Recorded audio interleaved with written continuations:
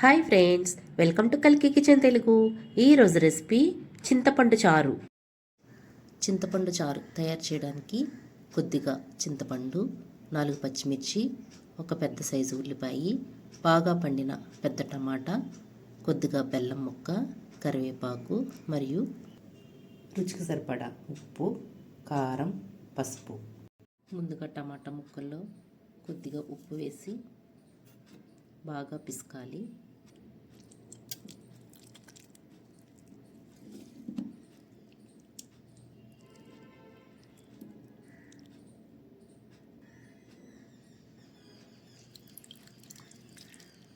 చింతపండుని ఇట్లా గుజ్జు తీసుకుని వేసుకోండి.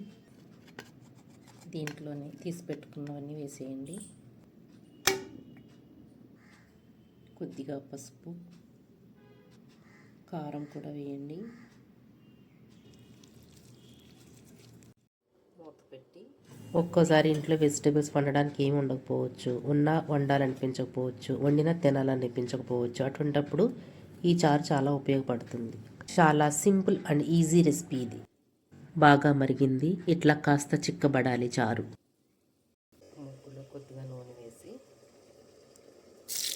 నూనె వేడెక్కిన తర్వాత దంచిన వెల్లుల్లిపాయి, మెంతులు, వంటాలు, జీలకర్ర, కరివేపాకు, కొద్దిగా ఉల్లి ముక్కల్ని కొంచెం లైట్ గోల్డెన్ బ్రౌన్ కలర్ అయ్యేంత వరకు వేయించి మరిగిన చారులో వేయాలి. ఈ చారు తీయగా, కారంగా, పుల్లగా చాలా టేస్టీగా ఉంటుంది. వైట్ రైస్లో కానీ వట్టిగా తాగినా కూడా చాలా టేస్టీగా ఉంటుంది.